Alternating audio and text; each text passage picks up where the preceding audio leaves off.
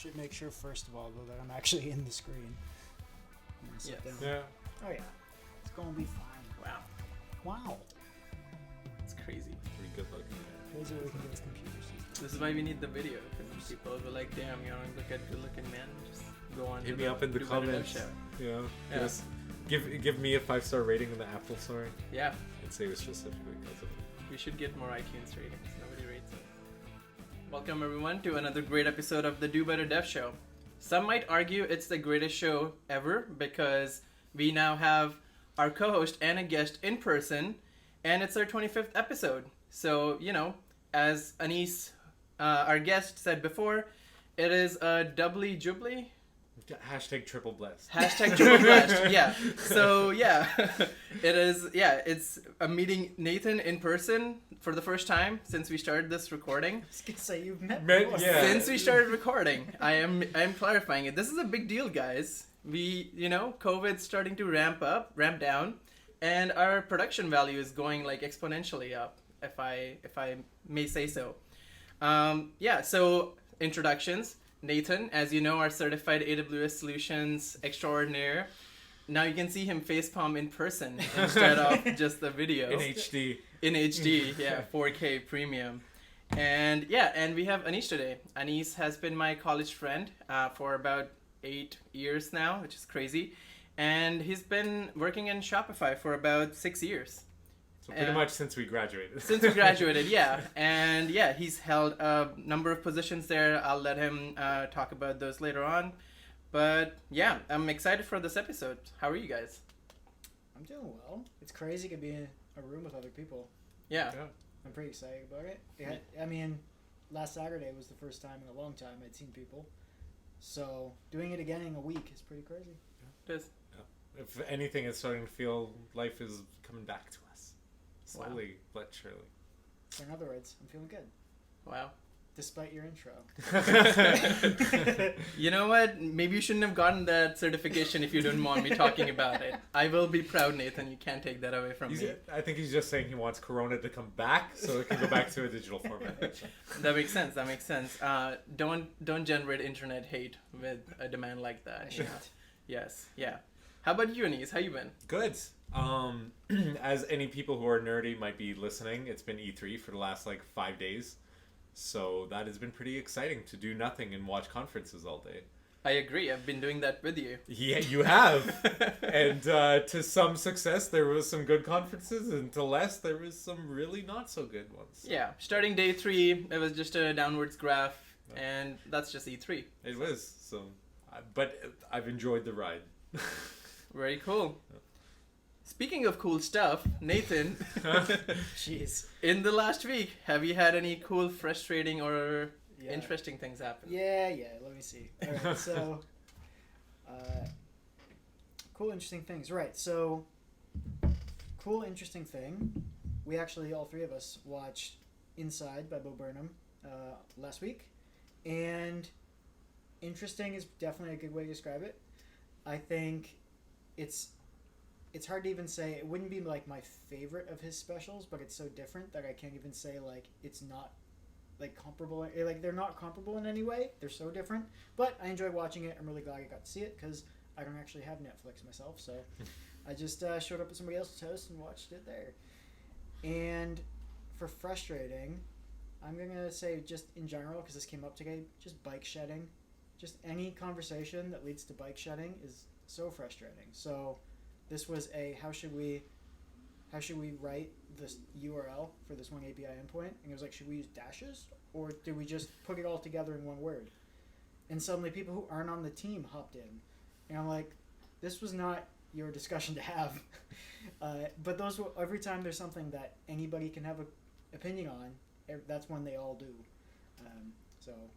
That's one of the reasons. I think it's probably the second biggest reason I dislike working with CSS is because that's bike shedding central.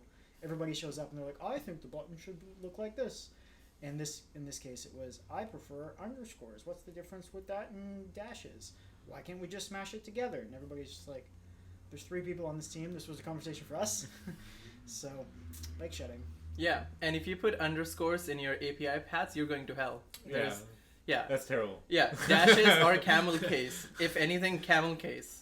That was how this all began. Yes. Yes. It was code review saying let's not put underscores in this, and then it became everybody with their opinions on whether or not it should be underscores. So That does sound frustrating. yeah, it's just that is a short conversation, not too bad. But generally speaking, bike shedding is the worst thing. I try to avoid it. That's why something like Prettier or any sort of code formatter is great. That's true. It removes a ton of bike shedding from code where people are like, oh, I don't like curly braces to be there. I like parentheses to be removed from arrow functions. Just get rid of it. Yeah, that's true. This episode is not sponsored by Prettier, but it is a great product. Use it. Yeah. We're also not... What other things are we not sponsored by? Ridge Wallet? Yeah, we're not sponsored by anybody. It's just us. And, yeah. Cool. So what kind of cool, interesting stuff happened to you, Anise? This week? Yeah. E3. Okay. Aside from that, honestly, not too much. I literally took off work just to do E3, so that's been my main focus. If I do dive into that a little bit, there was, a couple great games released this week, so that's kind of cool. Yeah. Anything you're super excited about? The new Ratchet and Clank for PS5. It's pretty fantastic. They built it for the ground up for PS5, which doesn't seem to be a case like for other Sony exclusives that are going to be coming out in like the next year or so, because they still want to tie it back to the previous generation for PS4. So it's kind of cool to finally see at least one developer being like, no, we're going to do it specifically with all of these enhanced functions in mind. So that was great. And Ratchet and Clank is just fun. It's just funny game. So. Yeah, that's part of a frustrating thing that I noticed last week was the whole PlayStation saying, here's this new console with all these amazing graphics and powers, but we're going to make games that are compatible with previous gen. Which is something they never did in previous generations. So exactly. So they're not really leveraging all the components of the new console, and that's kind of... It's done. But it is. It's kind of where the business mind for gaming is going. Yeah. Right now. So with Xbox Series X and Xbox Series S, they're pretty much doing the same thing. So they're also putting everything on Game Pass. They are. Day one, if you saw the conference, they would literally put a screen after each game saying Day 1 on Games Pass. And then they highlighted it. They're like, of the 30 games we announced, 27 are on Game Pass. If you didn't miss it every single time. I was like, yes. So which is fantastic. Yeah. Well, at Christmas, because they had that $1 to get 3 months or whatever, and then if you got the upgrade for $1 to Ultimate, it applied it to all the years you had for the regular Game Pass. So I bought Game Pass for 3 years, whatever the max was, upgraded for $1 to Ultimate, and got 3 years of Ultimate. Yeah. So now I've got Game Pass with all these games they're going to announce. Yeah, there you go. And honestly, like it's $15 a month. So even if you play two $90 games in a year, you've made back your entire investment in Games Pass. Yeah, so. and I just play one game for 7 years. So yeah, there you go. Clearly, I'll make my money back. Yeah, and if anybody's unaware of the game Nathan plays, go and listen to previous episodes. I've only played that one for 6 months. Previous to that. Yeah, he'll talk about that for the next 7 years, so it's okay. Right. And then the cool stuff, BC is on track for Phase 2. We have... Not on track, we already are in Phase 2, right? Yeah, by the time this episode comes out, Phase 2 will be live, and it'll be exciting, because I can go outside of the places I already can go to. So 50 people gatherings. That's true. Yeah. I just need to have 47 other friends now. Theoretically, yeah. The Do Better Dev Show Hangout. Yeah. We'll host an event that no one will come to because we have no marketing department. I know somebody. Okay, cool. We'll get them involved. Yeah. Okay. So yeah, we'll move on to the meat of the show. Why we're all here today. All right. Yeah. Because I want to learn and listen all about Shopify. Well, I got information in spades about Shopify. So wow. It's a good thing I'm here. Yeah, well, because I seriously don't even know what it is. Yeah. Why don't you start us off there? Like e-commerce. That's the extent of what I know. Okay. Well, I'll do a brief overview of what Shopify is and like maybe in comparison to its competitors, Amazon. But like Shopify, basically what it is a website builder, but it's like a very in-depth, hand-holdy kind of website builder, and it's specifically for e-commerce stores. So if you were to go on the website, start your 14-day trial, basically what'll happen is it'll walk you through, ask you a few questions, and then throw you into the builder itself.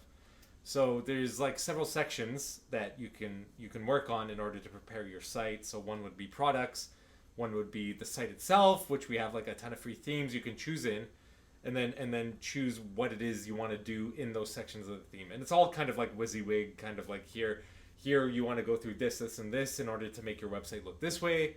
And then you add your products, you add the images, you add the price, you add your shipping settings, and then basically we just give like a semi-professional website out there for you after you add all these things that can be particularly branded to whatever it is that you want to sell. So in comparison to something like Amazon, everything is obviously centralized. It's all through Amazon's website. You're probably not going to get any recognition except for your name in the product purchasing flow in Amazon. Whereas Shopify, we want to be very decentralized. So that means every website is made to look like what it is you want it to be. The only way you'd be able to tie it back to Shopify is when you check out, and if you were to check out the theme or a logo at the bottom of the website. Otherwise, there's no other proprietary Shopify labels or anything else throughout the entire website. Okay, so it's essentially a builder, not necessarily focused on like, because I'm thinking of Squarespace hosting or something like that, where they're like you can sell items on here, but it's just an add-on to a Squarespace hosted site that looks like a Squarespace site. Even if you've paid to remove the sponsored by Squarespace or built by Squarespace thing, it looks like a Squarespace site. Sounds like that's very different than the Shopify. I mean, we build it with products in mind. So Right. So unlike Squarespace, where you can really tailor it to like a blog or a personal website or anything like that, Shopify is specifically best and should usually only be used when you want to actually sell something. Mm-hmm. As for the recognition, like it really depends how familiar you are with Shopify. Like we got like maybe 15, 20 free themes that you can choose from. But for someone like me, I can almost always point out when it's a Shopify site. Right. Most people, like the general public who just want to buy something, won't notice. But if for example, if you're a Shopify partner, where you do like contract work, it would be really easy for you to start picking up like what's going to be Shopify. And the checkout is almost always the same. So if you do reach checkout, you're going to notice that it's a Shopify checkout. And we do that to prevent any like security breaches or any hacking of any kind. So Makes sense. yeah. Very cool. So, what do you do at Shopify? After 6 years, I would say I've done a lot and not a lot at the same time. But 3 different positions. I started off as a guru, as it was known 6 years ago, but later they've updated it now to be support advisor, as they felt guru wasn't quite the label they were going for. So that I was just hired straight out of college, and normally what a guru's role is you're on chats or phones basically, and it's kind of your job to be the knowledge base for all of the people calling in or chatting in, because there's no other direct interaction aside from the support advisors with merchants, with customers. So it's kind of your job to know what's the best way to work on their marketing, what's the best way for them to display their products, for shipping settings, for theme settings. So you're kind of like that one point where you're a generalist, but you're expected to at least go and find that information even if you don't have it. So I did that for a year. I was pretty tired by the end of it, because a year of all chats and phones can be pretty tiresome. An afternoon with all chats and phones sounds like a lot. Pretty much, yeah. 8 hours straight. And then I ended up going into technical merchant support. So what that was is at the moment is like a step up from support advisor. So for example, if a merchant calls in and is like, hey, I press this button and it's not doing what it's supposed to do. Like I'm not being able to save my product changes properly. support advisors can't deal with that, but they do send it to our team, and sorry, my old team, and they're the ones who find the correct avenue as to getting an issue like that solved. And that's basically the whole position for technical merchant support. You go through the day doing tickets, finding issues, finding solutions to those issues, and basically like also assisting support advisors as you're doing it. The latest position I had, which I've had about for a month, I think it's been about a month now, is incident response technical. So I decided that just doing one-on-one issues, like doing specific issues, didn't feel that impactful for me. Because sure, I was helping a merchant, but it would be like, hey, this translation in this language isn't working properly. I'm like, okay, yeah, I can fix this for this one merchant who's having this issue. But I wanted to do something that kind of like had more impact to the system as a whole. So within incident response technical, my new position, if something is broken completely across Shopify, it's kind of our job to deal with support advisors, letting them know that's the issue so they can let merchants know that's the issue, and then kind of walk with devs through the issue in order to find if there's a PR breaking it, or is there a third-party service, or is there something wrong with the API, or what. And then we try and address it in the shortest amount of time possible in order to make sure there's no downtime or loss of sale for merchants in general. Yeah. Very cool. Which one's your favorite so far? They all have their perks and not so much perks. But you know, I'm enjoying incident response. Honestly, it feels very like when technical merchant support was getting off the ground. There's maybe only 10 of us on the West Coast doing it, and that was about 5 years ago. Now there's about like 60, 70 people on the team. So with this incident response technical, it's also a new position. And there's about 7 of us, so it very much feels like I'm doing that again, but at a different facet of the company. So that's a pretty enjoyable kind of way I've been experiencing it. Yeah. What kind of qualifications generally take for these kind of different positions? That's a good question. As a guru or support advisor, I was definitely overqualified. But back then I felt like the hiring processes were a bit more stringent.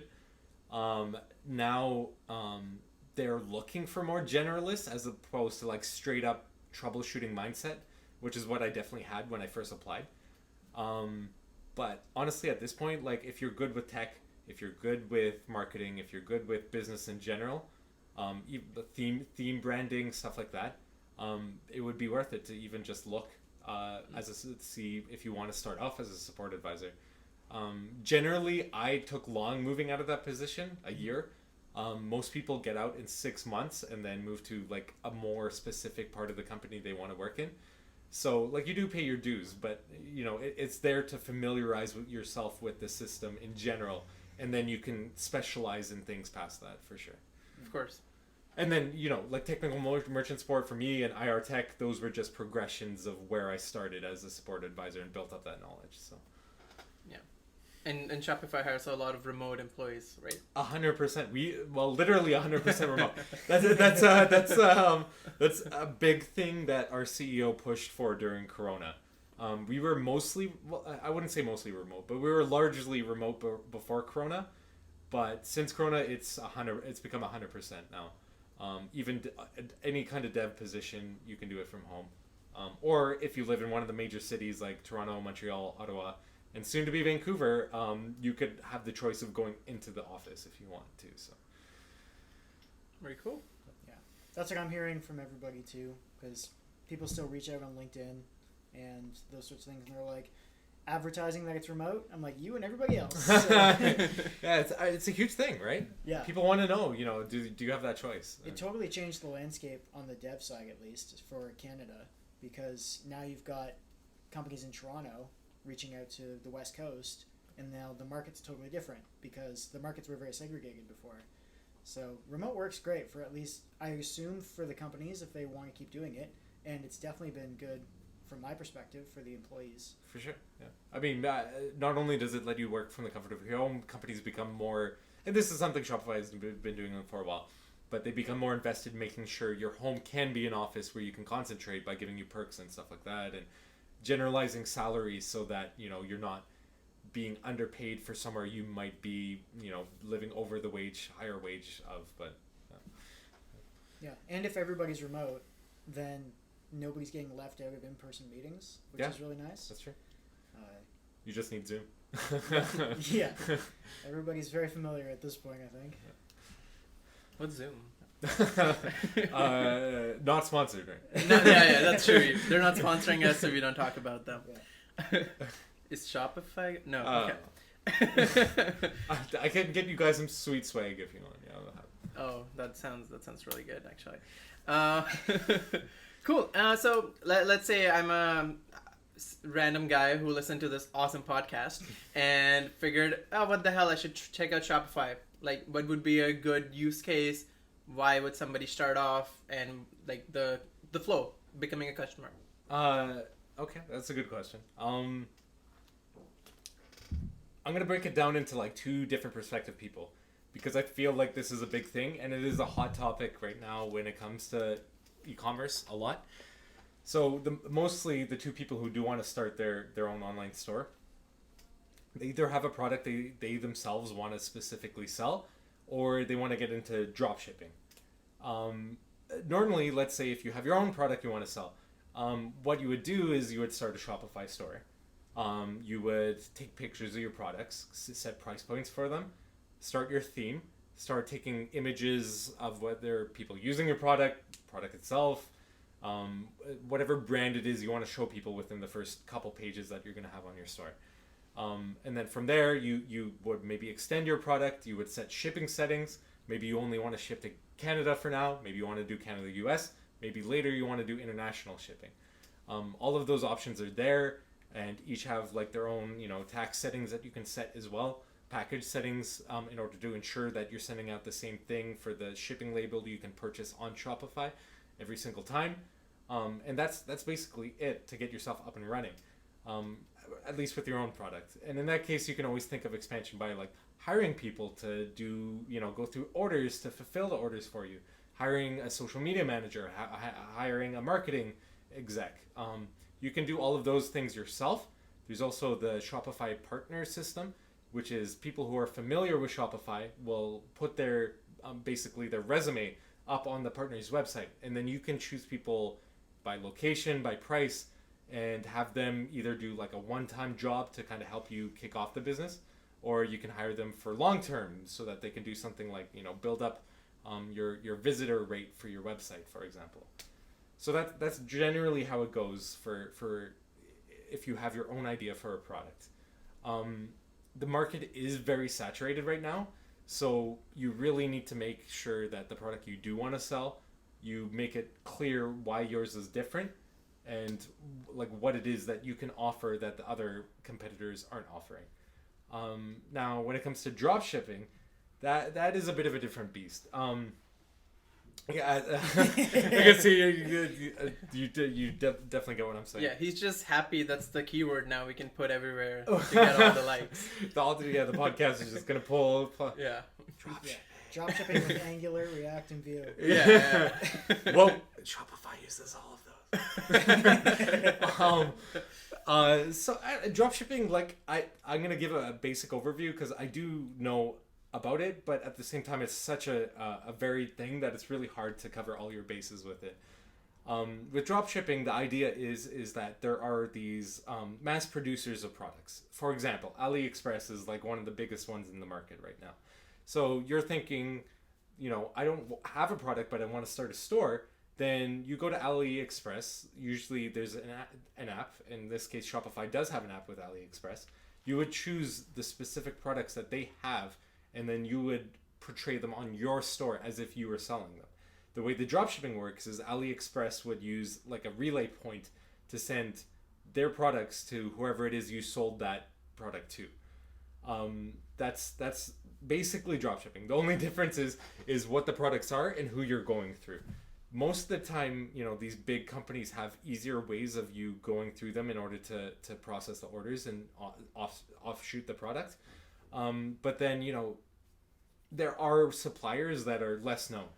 So, for example, you could find some producer who doesn't even have a website presence, but you go to them and you say that I will sell your product, but I'll pay you, whatever on the dollar in order to make sure they're getting a cut of what it is you're selling.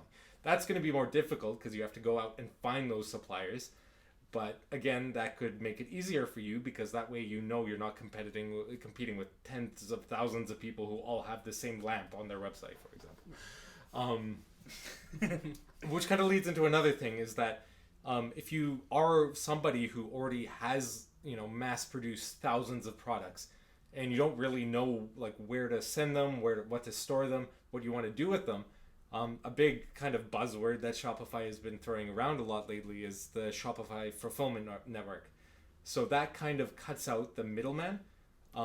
You would take your products, give it to Shopify. Shopify would keep it in the fulfillment centers, much like Amazon does, and we would ship it out for you. The only difference is you're not going through, Amazon's website. You're going through your own website, your own product, set at the locations you want them to be in order for them to be shipped out. So. Hopefully that wasn't too off topic. No, it's all on topic. This is Shopify we're talking about. And that sounds really cool. So it's basically like you have your own warehouses. Exactly. And we manage it for you pretty much. And we send it if you need, tons of products sent to New Jersey because you want to be on the East Coast or somewhere near LA. We would take that product, we would take it for you and send it to that fulfillment center in order for it to be accessible by the shipping area you're trying to sell to. I had no idea that Shopify did this stuff. It's extremely new thing we've been talking about for the last 6 months. It hasn't been public for very long, but it's kind of like our real way to try and punch Amazon in order to compete with them, because that kind of like puts us on that level of having that 2-day shipping, but being able to do it from your own store, so. Right. So are you gonna open up a store now? Yeah, saw all those widgets I have. Widgets. It's just a generic term for things. Things. Yeah. Wow. Why can't you just say things? Or you could say fidget as in fidget. Yeah. Fidget spinners were a big thing, honestly. They're coming back. 2017 is new again. There you go. 2017 was always new. Cool. Yeah, I mean, like, at least from the product's perspective, I don't have anything on the Shopify's end. Like, if Nathan doesn't have any questions. I have some questions. All right, go ahead. Go for it. These Do are this. generic questions. Okay. So, you mentioned that you have to relay some stuff to the dev team when it comes in. So, my curiosity is, in your opinion, what's the, best and worst things about dealing with a dev team? That's a good question, actually. So we're supposed to be the bridge from the support-facing issues to the dev team. So we need to be at least fairly familiar with the system itself, what could be causing the issue, what is breaking. So we have to have that technical expertise in order to be able to relay it quickly to devs. So the best thing is when you do relay the issue, they're just fast on picking it up. They know exactly what it is that they need to start looking towards, and then they can start working on it. They can deploy it to canaries and find out is this the issue? If it's not, they can revert what they did. They can try again, put it to staging, then production in order to make sure the issue is filled. And when all of that flows smoothly, from you bringing up the issue, giving examples, showing where it might have been, is it a bad PR? Is it something that could be related to a feature that they just pushed out? And then they pick on it, they fix it, and they push the solution immediately.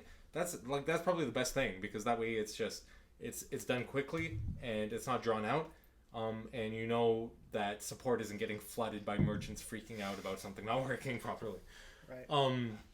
Alternatively, the worst thing is that the developers sometimes tend to silo their information, especially when you need to relay to other people what that merchant-facing impact might be sometimes, because it's not always clear. You could know something is broken, but we don't know what the scope might be. We don't know what part of the system could be causing issues for those merchants. and devs aren't always like the best at handing that information out. You kind of have to like dive into it with them and kind of pull it from them in order to make sure you know what it is so you can relay that. And then sometimes they tend to like the huddle feature that's been introduced to Slack, right? Have you guys come across that? More context? The huddle, so like you literally press the button huddle on Slack, and then anyone can jump in and do voice chat immediately. I am not privy to this. No? No. You guys, This is news to me. okay, maybe Thanks, it's an enterprise. Shopify guy. Yeah, it might be some enterprise feature. But the thing is that devs have been using it to jump in and relay information quickly so that they could resolve the issue as fast as possible. The problem is, as me who's trying to relay that information, I can't jump into that huddle because I need to be focused on putting out the fire. So they'll be communicating that information, but I need to relay that. I need to know what's going on. I need to document what the steps are being taken in order to resolve the information. Mm-hmm. So sometimes that does happen. Devs tend to group together with those huddles or just in conversations in general. And that can be like a bit worrisome because it's my job to know what those steps are, where is breaking, and what steps they're taking to resolve it. So whenever something gets to you, it's an escalation and everything's on fire, or is it like things that can be triaged and prioritized, or is it like if it gets to you, we got to fix this right now?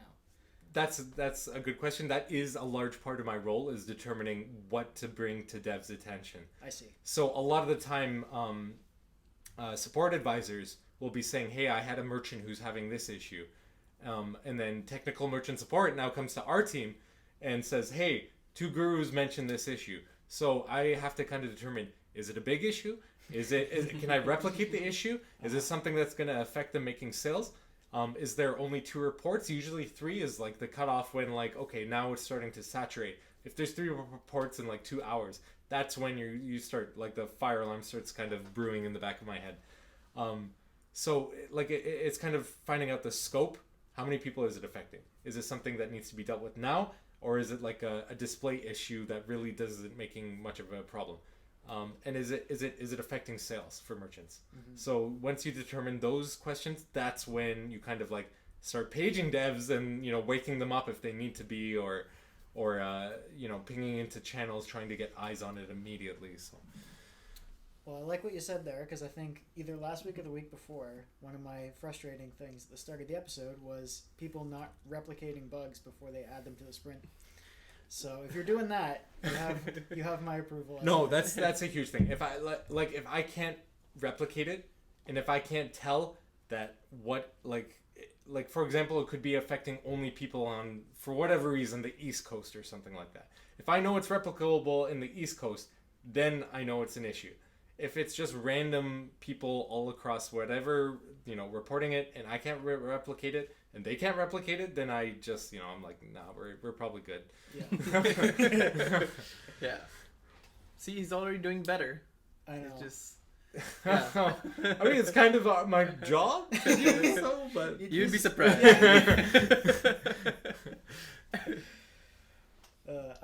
The other one, it was more of my backup question in case you didn't work directly with a dev team, which was just what's the best worst thing about being friends with devs? Specifically, that's a good question. I am just curious. He's reevaluating his whole life right now. 8 years, no.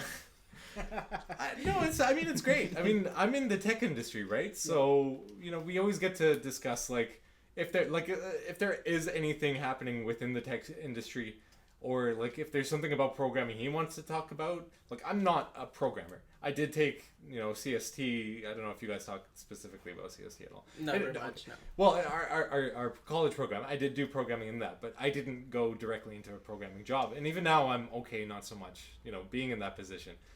But I still am glad to like have that knowledge coming from you and trying to keep current enough on it so that I can still kind of understand if I'm in any situation, including at work when I'm working with dev teams, to understand like why this language might be varying from that, or what API differences could be causing whatever. So I'm very grateful both in my job and in my personal life to kind of have that Take that. Yeah. What's the worst thing? This is A whole episode. Maybe complaining about coworkers.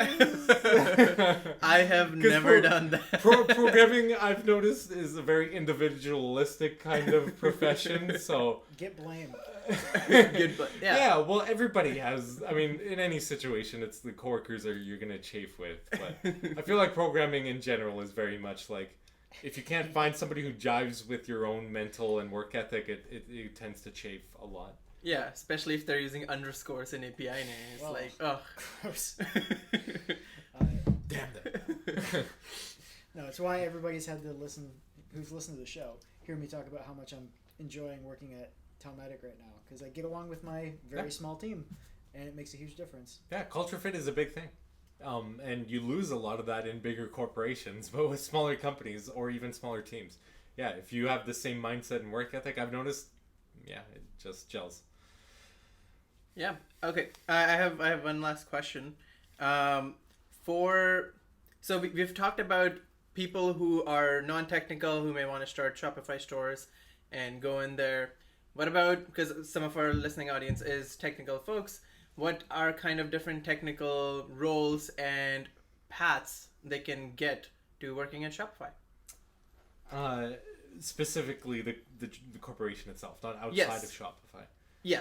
Let's focus on Shopify or whatever your perspective is from people who join the company on different roles. Okay. Well, I mean, I will mention just for detail's sake that there are a few really great positions you could take, especially if you're looking for contract work outside of Shopify. I mentioned it earlier, but the Shopify Expert/Partners program is really great for merchants who just want like one quick code change to their theme, or they want to develop a specific app or something, and you don't want a full-time position, but you just want some good contract work. Going through the Partners/Experts program really means you can get yourself out there. You can start doing like quick jobs for people, or maybe something more long-term.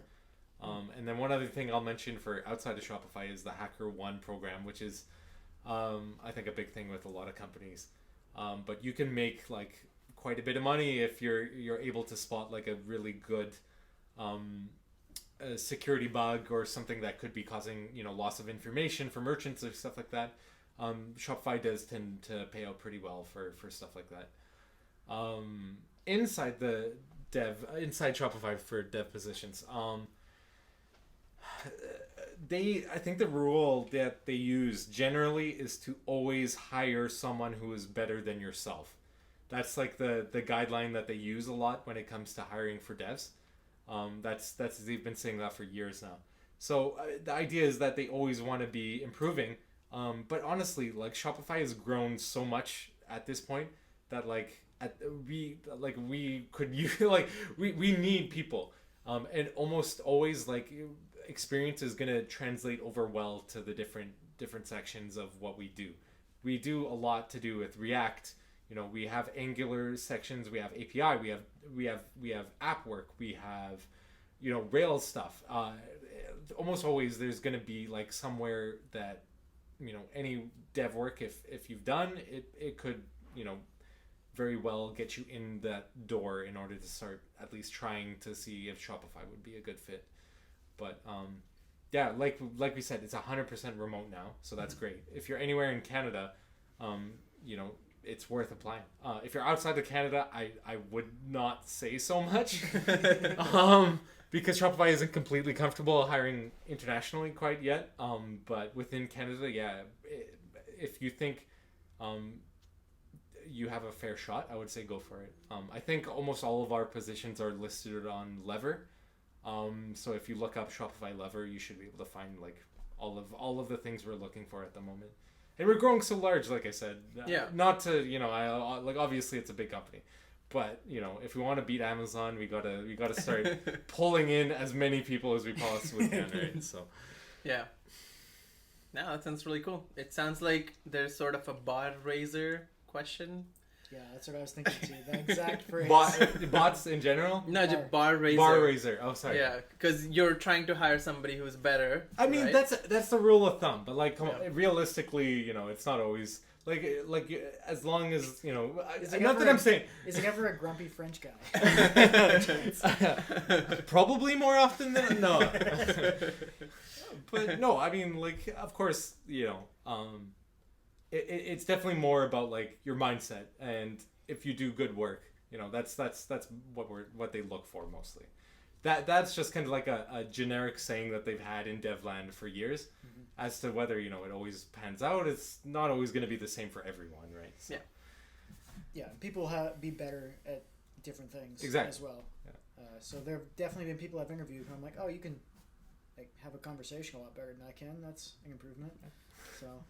Yeah, and honestly, Shopify isn't going to force you to work the same position that you applied for. There's so much inward movement that if you start a position somewhere and realize, hey, this isn't really my thing, almost always your lead is going to try and like find you a way to get into what you actually want to do. So stay there for 6 years. Exactly.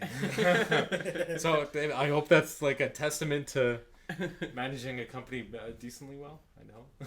Well, yeah. Yeah, that's forever in tech land. Yeah. And honestly, I could go to a different position, high-paying jobs maybe, but I don't know. I'm just comfortable at Shopify. It's the work ethic, the mindset. I've worked the same lead I have now in my new position was the same lead I had 4 years ago for like a good 2 years. So like just having her again as my lead is just like, hey, this is I have a relationship with this person. I'm comfortable with them. They know what I need. They know how to get the best out of me. So even that I have something like that 6 years later, I think that's really why it feels so good for me to just I'm okay just staying within the company for sure. So good stuff. Yeah. Sounds like they're constantly doing better.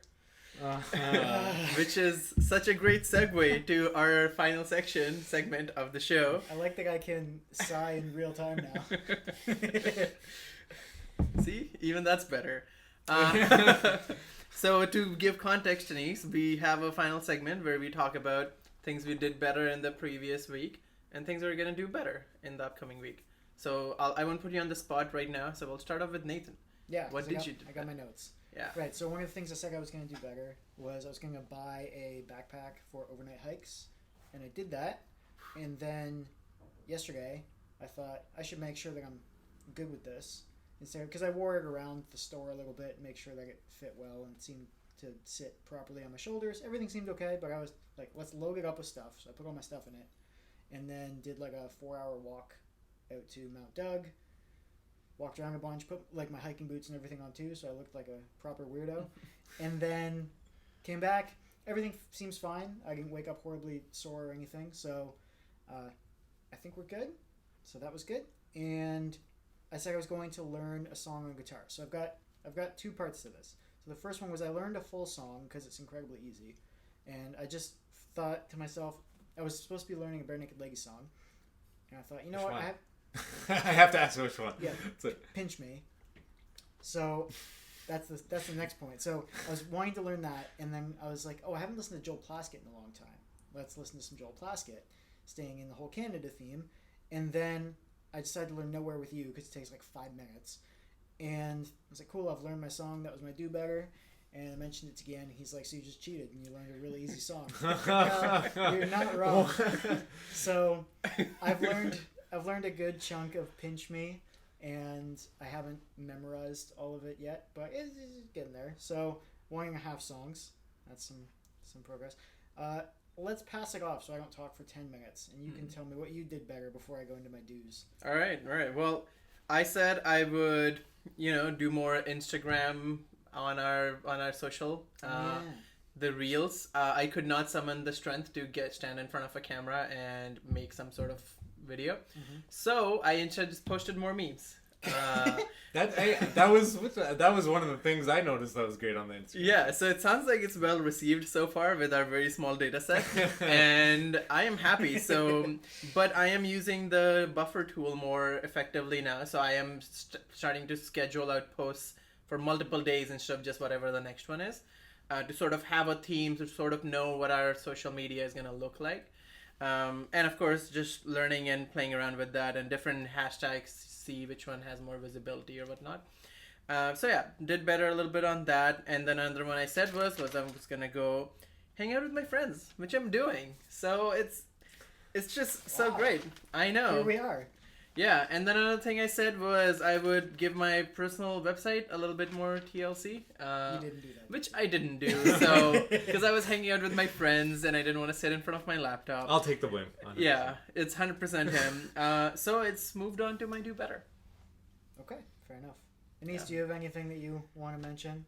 This is obviously unplanned for you. Yeah. If you get anything better than last week, feel free to share. I mean, I feel like I leveled up a lot on video game knowledge, even the most inane, unnecessary, not needing to know whatsoever game knowledge this during was- E3 for sure. This was E3 related. Yeah, 100%. So, do you have any of those random factoids available? Verizon is upgrading their internet service in order to help you with game streaming.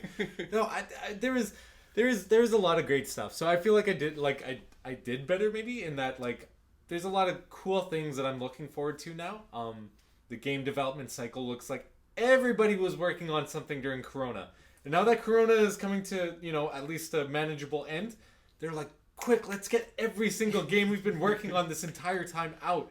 So for the next year, this schedule is so packed, but like I felt like I did better. Like I know like a good idea of like all of these great things that's going to be coming out in the next year. But then also alternatively, there's a whole bunch of just unnecessary chat. Like I'm not that I want to minimize any like game developers' efforts, but But it's Yeah, E3. We want to see gameplay. We want to see more games. Yeah, that's right. Yeah, I really wanted to be excited about Starfield because it's supposed to quench Hey. my thirst for Bethesda making something. Yeah.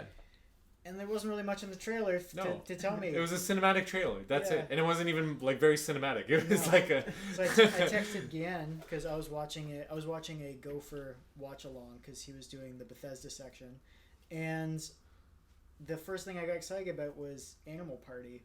It's like, why is this the thing I'm the most interested in? Because it's awesome. Yeah. I think it's going to be the next Mario Kart, just like weird floppy physics. So excited. Yeah, it was a good trailer, so Yeah. we'll see. But for my do-betters for next week, this is where I commit to stuff. Come on, phone, open.